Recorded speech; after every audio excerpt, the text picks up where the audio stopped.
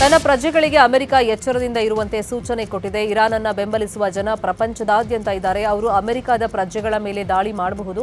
ಹಾಗಾಗಿ ವಿದೇಶಗಳಲ್ಲಿ ಇರುವಂತಹ ಅಮೆರಿಕನ್ನರು ತುಂಬಾ ಎಚ್ಚರಿಕೆಯಿಂದ ಇರಿ, ಸುರಕ್ಷಿತ ಸ್ಥಳಗಳಲ್ಲಿ ಇರಿ ಅಂತ ಎಚ್ಚರಿಕೆ ನೀಡಲಾಗಿದೆ. ಜಮ್ಮು ಕಾಶ್ಮೀರದ ಜನ ಹಣ ಹಾಗೂ ಗೃಹ ಬಳಕೆ ಪದಾರ್ಥ ವಸ್ತುಗಳನ್ನು ಸಂಗ್ರಹಿಸಿ ಇರಾನ್ನ ಸಂತ್ರಸ್ತರಿಗೆ ಕೊಟ್ಟಿದ್ದಾರೆ. ಈ ಬಗ್ಗೆ ಭಾರತದಲ್ಲಿರೋ ಇರಾನ್ ರಾಯಭಾರ ಕಚೇರಿ ಮಾಹಿತಿ ಹಂಚಿಕೊಂಡಿದ್ದು, ಮಾನವೀಯ ಬೆಂಬಲ ಮತ್ತು ಇರಾನ್ ಜನರೊಂದಿಗೆ ನಿಂತಿದ್ದಕ್ಕಾಗಿ ಕಾಶ್ಮೀರದ ಜನರಿಗೆ ಹೃದಯಪೂರ್ವಕ ಕೃತಜ್ಞತೆಗಳು. ಈ ಸಹಾಯವನ್ನು ಇರಾನ್ ಯಾವತ್ತಿಗೂ ಮರೆಯೋದಿಲ್ಲ ಅಂತ ಹೇಳ್ಕೊಂಡಿದೆ. ಅಮೆರಿಕ ಜೊತೆ ನಾವು ಯಾವುದೇ ಮಾತುಕತೆ ನಡೆಸಲ್ಲ ಅಂತ ಇರಾನ್ನ ವಿದೇಶಾಂಗ ವ್ಯವಹಾರಗಳ ವಕ್ತಾರ ಅರಾಗ್ಜ್ವಿ ಸ್ಪಷ್ಟಪಡಿಸಿದ್ದಾರೆ. ಕೊಟ್ಟ ಮಾತನ್ನ ಅಮೆರಿಕನ್ನರು ಉಳಿಸಿಕೊಂಡಿಲ್ಲ. ಅಮೆರಿಕ ನಮಗೆ ಬೆನ್ ಹಿಂದೆ ಚೂರಿ ಹಾಕಿದೆ. ಇನ್ನೊಮ್ಮೆ ಅಮೆರಿಕ ಜೊತೆ ಮಾತಾಡುವಂತ ಪ್ರಶ್ನೆನೇ ಇಲ್ಲ. ಅಮೆರಿಕ ವಿಶ್ವಾಸಾರ್ಹತೆಯನ್ನು ಕಳ್ಕೊಂಡಿದೆ ಅಂತ ಹೇಳಿದ್ದಾರೆ. ಯುದ್ಧದ ನಡುವೆಯೂ ಭಾರತದ ಅನಿಲ ಟ್ಯಾಂಕರ್ಗಳು ಹರ್ಮೋಜ್ ಜಲಸಂಧಿಯನ್ನ ದಾಟಿ ಭಾರತದತ್ತ ಬರ್ತಾ ಇವೆ. ಪೈನ್ ಗ್ಯಾಸ್ ಹಾಗೂ ಹಡಗು ಜಾಗ್ ವಸಂತ ಹಡಗು ಈಗಾಗಲೇ ಹರ್ಮೋಜ್ ಜಲಸಂಧಿ ದಾಟಿ ಭಾರತದತ್ತ ಆಗಮಿಸ್ತಾ ಇವೆ. ಈ ಎರಡೂ ಹಡಗುಗಳ ಆಗಮನದಿಂದ ಭಾರತದಲ್ಲಿ ಅನಿಲ ಸಮಸ್ಯೆಗೆ ಮತ್ತಷ್ಟು ಕಡಿವಾಣ ಬೀಳೋ ಸಾಧ್ಯತೆ ಇದೆ. ಇತಿಹಾಸದಲ್ಲೇ ಕಂಡು ಕೇಳರಿಯದಂತಹ ಆರ್ಥಿಕ ಸಂಕಷ್ಟವನ್ನ ಕ್ಯೂಬಾ ದೇಶ ಎದುರಿಸ್ತಾ ಇದೆ. ಇತ್ತೀಚೆಗೆ ಅಲ್ಲಿನ ರಾಷ್ಟ್ರೀಯ ವಿದ್ಯುತ್ ವ್ಯವಸ್ಥೆಯು ಸಂಪೂರ್ಣವಾಗಿ ಹಳಿ ತಪ್ಪಿದ್ದು ಇಡೀ ದ್ವೀಪ ರಾಷ್ಟ್ರವೇ ಕತ್ತಲೆಯಲ್ಲಿ ಮುಳುಗಿದೆ. ಬಿಡಿ ಭಾಗಗಳ ಆಮದು ಮಾಡಿಕೊಳ್ಳೋದಕ್ಕೆ ಹಣದ ಕೊರತೆ ಇರೋದು ಪರಿಸ್ಥಿತಿಯನ್ನು ಮತ್ತಷ್ಟು ಹದಗೆಡಿಸಿದೆ.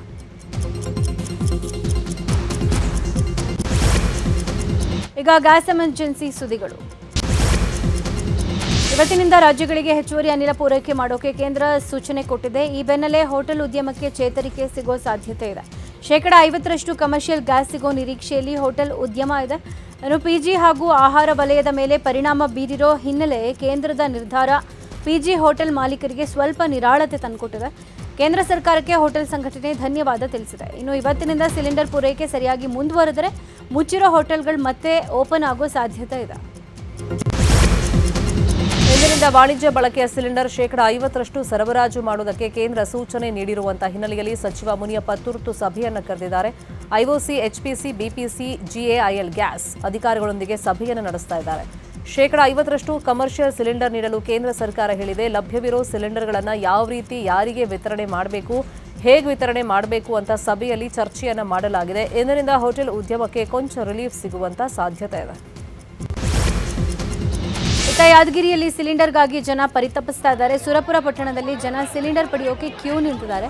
ಜನರಿಗೆ ಸಿಲಿಂಡರ್ ಕೊಡದೆ ಏಜೆನ್ಸಿಯವರು ಬೇರೆಯವರಿಗೆ ಮಾರಾಟ ಮಾಡ್ತಾ ಇದ್ದಾರೆ. ಗಂಟೆಗಟ್ಟಲೆ ಕ್ಯೂನಲ್ಲಿ ನಿಂತರೂ ಸಿಲಿಂಡರ್ ಕೊಡ್ತಾ ಇಲ್ಲ ಅಂತ ಜನ ಆರೋಪ ಮಾಡಿದ್ದಾರೆ. ಇನ್ನು ಏಜೆನ್ಸಿ ಮುಂದೆ ಗಲಾಟೆ ನಡೆದಿದ್ದು ಏಜೆನ್ಸಿ ಮಾಲೀಕರನ್ನ ಜನ ತರಾಟೆಗೆ ತೆಗೆದುಕೊಂಡ್ರು. ಜನರನ್ನ ಕಂಟ್ರೋಲ್ ಮಾಡೋಕೆ ಪೊಲೀಸರು ಪರದಾಡಬೇಕಾಯಿತು. ಇತ್ತ ಅಡುಗೆ ಅನಿಲ ಸಿಗದೆ ಹೋಟೆಲ್ ಮಾಲೀಕರು ಡೀಸೆಲ್ ಸ್ಟವ್ ಮೊರೆ ಹೋಗಿದ್ದಾರೆ. ಬಸವೇಶ್ವರ ನಗರದಲ್ಲಿರುವಂತಹ ಕದಂಬ ಹೋಟೆಲ್ನಲ್ಲಿ ಡೀಸೆಲ್ ಸ್ಟವ್ ಬಳಸಿ ಅಡುಗೆ ಮಾಡಲಾಗ್ತಿದೆ. ಸದ್ಯ ಡೀಸೆಲ್ಗೆ ಪ್ರತಿ ಲೀಟರ್ಗೆ 91 ರೂಪಾಯಿ ಇದೆ. ಆದರೆ ಅನಿವಾರ್ಯವಾಗಿ ಡೀಸೆಲ್ ಸ್ಟವ್ ಬಳಕೆ ಮಾಡಲೇಬೇಕಾಗಿದೆ ಅಂತ ಹೋಟೆಲ್ ಮಾಲೀಕರು ಹೇಳ್ತಾ ಇದ್ದಾರೆ. ದಾವಣಗೆರೆ ದಕ್ಷಿಣದ ಕ್ಷೇತ್ರದ ಎಲೆಕ್ಷನ್ಗೆ ಸಂಬಂಧಪಟ್ಟ ಸುದ್ದಿಗಳು. ದಾವಣಗೆರೆ ದಕ್ಷಿಣ ಕ್ಷೇತ್ರದಿಂದ ಶಾಮನೂರು ಶಿವಶಂಕರಪ್ಪ ಮೊಮ್ಮಗ ಸಚಿವ ಎಸ್ ಮಲ್ಲಿಕಾರ್ಜುನ್ ಪುತ್ರ ಸಮರ್ಥ್ ಶಾಮನೂರಿಗೆ ಟಿಕೆಟ್ ಕೊಡಲಾಗಿದೆ. ಕೆಲವೇ ಕ್ಷಣದಲ್ಲಿ ಸಮರ್ಥ್ ಶಾಮನೂರು ನಾಮಪತ್ರ ಸಲ್ಲಿಸಲಿದ್ದಾರೆ. ಇನ್ನು ಸಮರ್ಥ್ಗೆ ಸಿಎಂ, ಡಿಸಿಎಂ ಸೇರಿದಂತೆ ಹಿರಿಯ ನಾಯಕರು ಸಾಥ್ ಕೊಡಲಿದ್ದಾರೆ. ಕಾರ್ಯಕರ್ತರ ಜೊತೆಗೆ ಆಗಮಿಸಿ ಅದ್ಧೂರಿಯಾಗಿ ನಾಮಪತ್ರ ಸಲ್ಲಿಸಲಿದ್ದಾರೆ. ಇನ್ನು ದಾವಣಗೆರೆ ದಕ್ಷಿಣ ಕ್ಷೇತ್ರದಲ್ಲಿ ಕಾಂಗ್ರೆಸ್ಗೆ ಬಂಡಾಯದ ಬಿಸಿ ಎದುರಾಗುತ್ತಾ ಅನ್ನೋ ಪ್ರಶ್ನೆ ಉದ್ಭವಿಸಿದೆ. ಮುಸ್ಲಿಮರಿಗೆ ಟಿಕೆಟ್ ನೀಡದ ಕಾರಣ ದಾವಣಗೆರೆಯಲ್ಲಿ ಬಂಡಾಯ ಭುಗಿಲೆದ್ದಿದೆ. ಇನ್ನು ನಾಮಪತ್ರ ಸಲ್ಲಿಕೆ ವೇಳೆ ಅಂತರ ಕಾಯ್ದುಕೊಳ್ಳಲು ಮುಸ್ಲಿಂ ಮುಖಂಡರು ಕಾಂಗ್ರೆಸ್ ಅಲ್ಲಿ ಮುಂದಾದ್ರ ಅನ್ನೋ ಪ್ರಶ್ನೆ ಇದೀಗ ಕಾಡ್ತಾ ಇದೆ. ಇನ್ನು ಎಂಎಲ್ಸಿ ಅಬ್ದುಲ್ ಜಬ್ಬಾರ್ ಈಗಾಗಲೇ ದಾವಣಗೆರೆಯಿಂದ ಬೆಂಗಳೂರಿನತ್ತ ಹೊರಟಿದ್ದಾರೆ. ಸಚಿವ ಜಮೀರ್ ಕೂಡ ನಾಮಪತ್ರ ಸಲ್ಲಿಕೆಗೆ ಗೈರಾಗಲಿದ್ದಾರೆ ಎನ್ನಲಾಗ್ತಾ ಇದೆ. ಮುಸ್ಲಿಂ ಮುಖಂಡರು ಗೈರಾದರೆ ಮತದಾರರಿಗೆ ವ್ಯತಿರಿಕ್ತ ಸಂದೇಶ ಹೋಗಲಿದೆ. ದಾವಣಗೆರೆ ದಕ್ಷಿಣ ಕ್ಷೇತ್ರದ ಬಿಜೆಪಿ ಅಭ್ಯರ್ಥಿ ಶ್ರೀನಿವಾಸ್ ದಾಸಕರಿಯಪ್ಪ ನಾಮಪತ್ರ ಸಲ್ಲಿಸಿದ್ದಾರೆ. ಪತ್ನಿ ಸಂಧ್ಯಾ ಹಾಗೂ ಮಾಜಿ ಮೇಯರ್ ಎಸ್ಟಿ ವೀರೇಶ್ ಜೊತೆ ಸೇರಿ ನಾಮಪತ್ರ ಸಲ್ಲಿಕೆ ಮಾಡಿದ್ದಾರೆ. 10ವರೆಗೆ ಶುಭಗಳಿಗೆ ಇದೆ ಅಂತ ಹೇಳಿರೋ ಹಿನ್ನೆಲೆ ನಾಮಪತ್ರ ಸಲ್ಲಿಕೆ ಮಾಡಿದ್ದಾರೆ. ಇನ್ನು ನಾಮಪತ್ರ ಸಲ್ಲಿಕೆಗೂ ಮುನ್ನ ರಾಜಕೀಯ ಗುರುಗಳಾದ ಜಿಎಂ ಸಿದ್ದೇಶ್ವರನ್ನ ಭೇಟಿಯಾದ ಶ್ರೀನಿವಾಸ್ ದಾಸಕರಿಯಪ್ಪ ಸಿದ್ದೇಶ್ವರ್ ಅವರ ಆಶೀರ್ವಾದ ಪಡ್ಕೊಂಡ್ರು.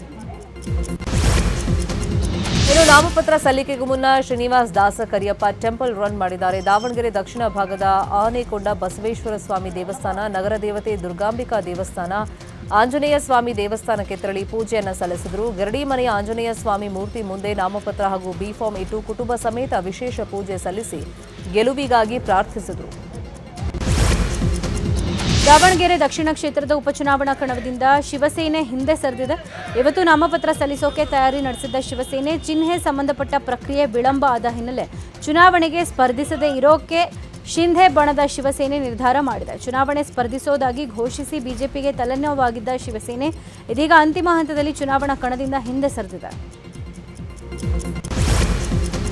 ಬಾಗಲಕೋಟೆ ಉಪಚುನಾವಣೆ ಸಮರ ರಂಗೇರಿದೆ. ನಾಮಪತ್ರ ಸಲ್ಲಿಕೆಗೂ ಮುನ್ನ ಕಾಂಗ್ರೆಸ್ ಅಭ್ಯರ್ಥಿ ಉಮೇಶ್ ಮೇಟಿ ತಂದೆ ಸಮಾಧಿಗೆ ಪೂಜೆಯನ್ನು ಸಲ್ಲಿಸಿದ್ದಾರೆ. ತಿಮ್ಮಾಪುರ ಗ್ರಾಮದಲ್ಲಿರುವಂತಹ ಎಚ್.ವೈ. ಮೇಟಿ ಸಮಾಧಿಗೆ ಪುತ್ರ ಉಮೇಶ್ ಮೇಟಿ ಪೂಜೆ ಸಲ್ಲಿಸಿ ಬಳಿಕ ದೇವಸ್ಥಾನಗಳಿಗೆ ಭೇಟಿ ಕೊಟ್ಟಿದ್ದಾರೆ. ಆ ಬಳಿಕ ಕಾಂಗ್ರೆಸ್ ಕಚೇರಿಗೆ ತೆರಳಿ ಸಹೋದರಿ ಬಾಯಕ ಜೊತೆ ಬಿ ಫಾರ್ಮ್ ಸ್ವೀಕರಿಸಿದ್ದಾರೆ. ಬಿಜೆಪಿ ರಾಜ್ಯಾಧ್ಯಕ್ಷ ವಿಜಯೇಂದ್ರಗೆ ಉಪಚುನಾವಣೆ ಸವಾಲಾಗಿ ಪರಿಣಮಿಸಿದೆ. 2023ರಿಂದ ಈವರೆಗೆ ರಾಜ್ಯದಲ್ಲಿ ಸುರಪುರ, ಸಂಡೂರು, ಶಿಗ್ಗಾವಿ ಹಾಗೂ ಚನ್ನಪಟ್ಟಣ ಕ್ಷೇತ್ರದಲ್ಲಿ ಉಪಚುನಾವಣೆ ನಡೆದಿತ್ತು. ಆದರೆ 4 ಕ್ಷೇತ್ರದಲ್ಲೂ ಬಿಜೆಪಿ ಸೋಲು ಕಂಡಿದೆ. ಈ ಹಿನ್ನೆಲೆ ದಾವಣಗೆರೆ, ಬಾಗಲಕೋಟೆಯಲ್ಲಿ ಗೆಲ್ಲಲೇಬೇಕಾಗಿರೋ ಅನಿವಾರ್ಯತೆ ಇದೆ. 2 ಕ್ಷೇತ್ರವನ್ನು ಪ್ರತಿಷ್ಠೆಯಾಗಿ ತೆಗೆದುಕೊಂಡಿರೋ ಬಿಜೆಪಿ ಗೆಲ್ಲೋಕೆ ಭಾರೀ ರಣತಂತ್ರ ರೂಪಿಸಿದೆ.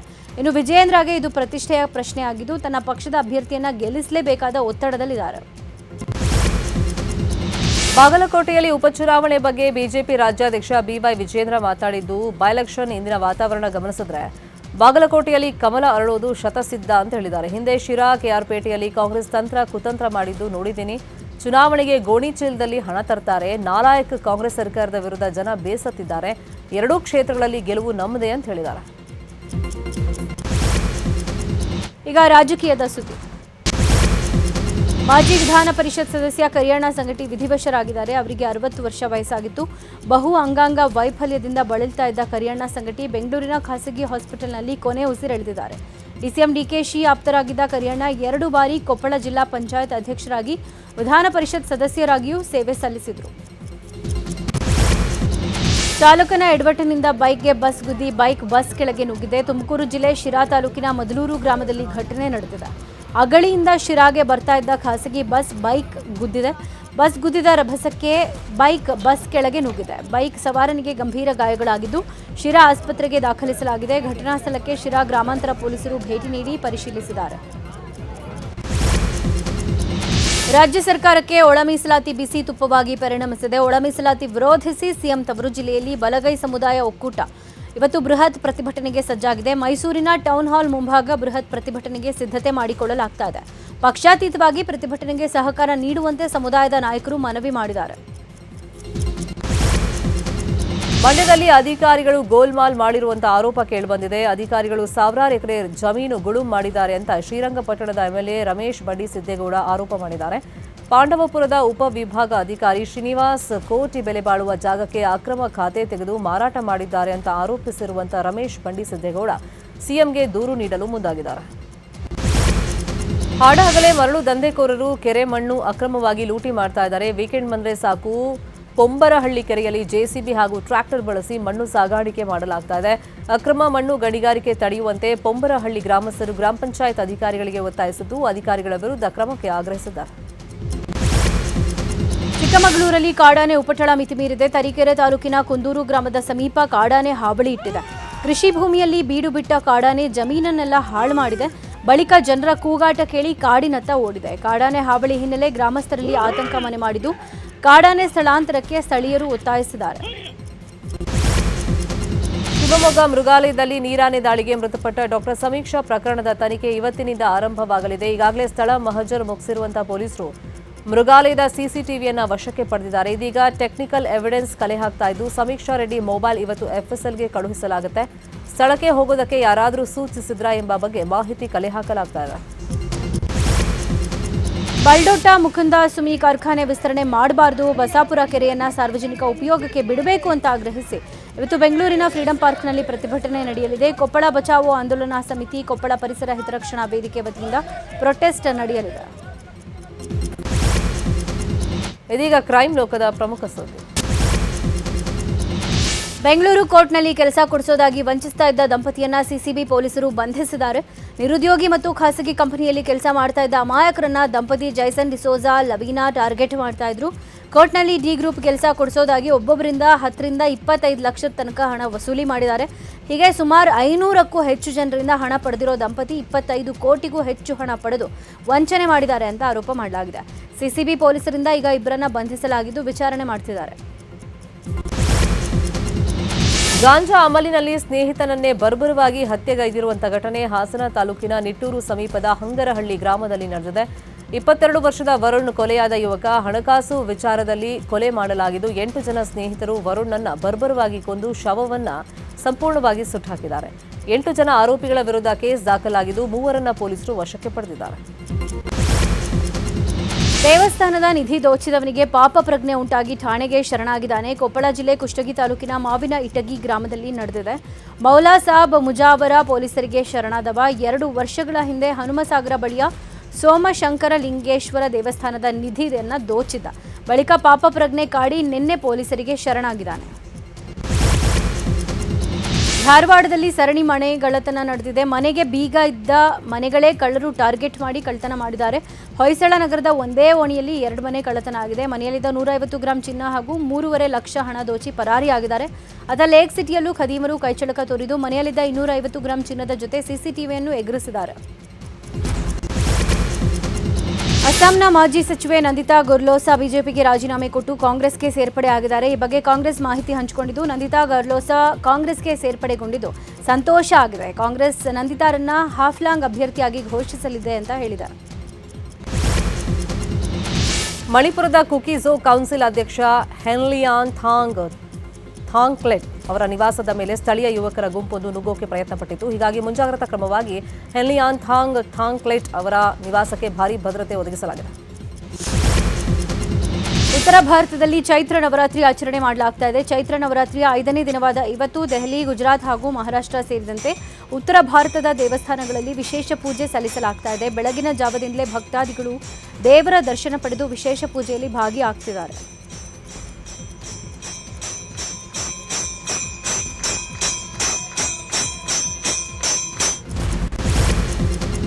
ದೆಹಲಿಯ ಕೆಂಪುಕೋಟೆ ಮೇಲೆ ನಡೆದಂತ ದಾಳಿಗೆ ಸಂಬಂಧಪಟ್ಟಂತೆ ಎನ್ಐಎ ಕಾರ್ಯಾಚರಣೆ ನಡೆಸ್ತಾ ಇದೆ. ಜಮ್ಮು ಕಾಶ್ಮೀರದಲ್ಲಿ ಉದ್ಯಮಿಯೊಬ್ಬರ ಮನೆ ಮೇಲೆ ಎನ್ಐಎ ದಾಳಿಯನ್ನು ಮಾಡಿದೆ.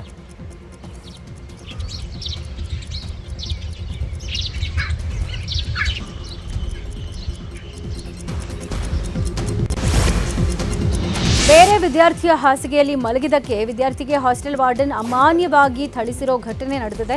ಮಧ್ಯಪ್ರದೇಶದ ಉಜ್ಜಯಿನಿಯಲ್ಲಿರುವ ಮಹರ್ಷಿ ಸಾಂದೀಪಿನಿ ರಾಷ್ಟ್ರೀಯ ವೇದ ವಿದ್ಯಾ ಪ್ರತಿಷ್ಠಾನದ ಹಾಸ್ಟೆಲ್ನಲ್ಲಿ ಘಟನೆ ನಡೆದಿದೆ.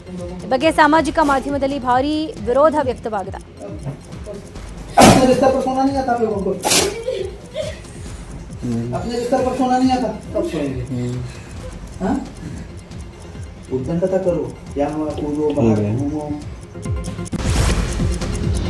ಉತ್ತರ ಕಾಶ್ಮೀರದ ಬಂಡಿಪೋರ ಜಿಲ್ಲೆಯಲ್ಲಿ ಸತತವಾಗಿ ಹಿಮಪಾತವಾಗ್ತಾ ಇದೆ. ಬಂಡಿಪೋರ ಗುರೇಜ್ ಗ್ರಾಮದಲ್ಲಿ ಪ್ರದೇಶದಲ್ಲಿ 85 ಕಿಲೋಮೀಟರ್ ರಸ್ತೆ ತೀವ್ರ ಹಿಮಪಾತದಿಂದ ಮುಚ್ಚಿ ಹೋಗಿದೆ.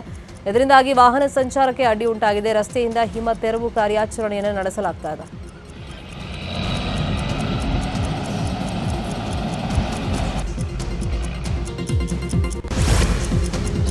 ಜಮ್ಮುವಿನಲ್ಲಿರುವ ಅತಿದೊಡ್ಡ ಟ್ಯುಲಿಪ್ ಉದ್ಯಾನ ಶೀಘ್ರದಲ್ಲೇ ತೆರೆಯಲಿದೆ. ಈ ಬಗ್ಗೆ ಕೃಷಿ ಇಲಾಖೆಯ ನಿರ್ದೇಶಕ ವಿವೇಕ್ ಮೋದಿ ಮಾಹಿತಿ ಕೊಟ್ಟಿದ್ದು, ಉದ್ಯಾನವನ ಇನ್ನು ಕೆಲವೇ ದಿನಗಳಲ್ಲಿ ಓಪನ್ ಆಗುತ್ತೆ. ಆನ್ಲೈನ್ನಲ್ಲಿ ಟಿಕೆಟ್ ಲಭ್ಯ ಇರುತ್ತೆ. ಗಾರ್ಡನ್ನಲ್ಲಿ ಹೂವುಗಳನ್ನು ಬೆಳೆದಿದ್ದು ಪ್ರವಾಸಿಗರಿಂದ ಉತ್ತಮ ಪ್ರತಿಕ್ರಿಯೆ ಸಿಗಬಹುದು ಅಂತ ಹೇಳಿದ್ದಾರೆ. ಲಡಾಖ್ನ ಲೇಹ್ನಲ್ಲಿರುವಂತಹ ಥಿಕ್ಸೆ ಗ್ರಾಮದಲ್ಲಿ ಭಾರೀ ಕಾಡ್ಗಿಚ್ಚು ಉಂಟಾಗಿದೆ. ಗಡಿ ಭದ್ರತಾ ಪಡೆ ಹಾಗೆಯೇ ಸ್ಥಳೀಯರಿಂದ ಬೆಂಕಿ ನಂದಿಸಲಾಗ್ತಾ ಇದೆ.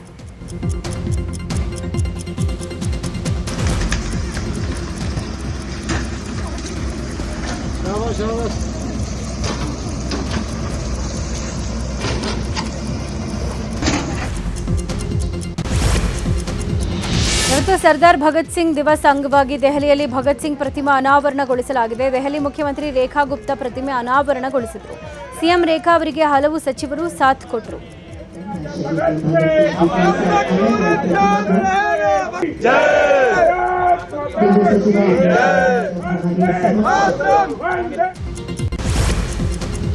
ನ್ಯೂಯಾರ್ಕ್ನ ಲಾ ಗಾರ್ಡಿಯಾ ವಿಮಾನ ನಿಲ್ದಾಣದಲ್ಲಿ ಏರ್ ಕೆನಡಾ ಎಕ್ಸ್ಪ್ರೆಸ್ ವಿಮಾನ ಅಗ್ನಿಶಾಮಕ ವಾಹನಕ್ಕೆ ಡಿಕ್ಕಿ ಹೊಡೆದಿದೆ. ಘಟನೆಯಲ್ಲಿ ಯಾವುದೇ ಪ್ರಾಣಾಪಾಯ ಸಂಭವಿಸಿಲ್ಲ.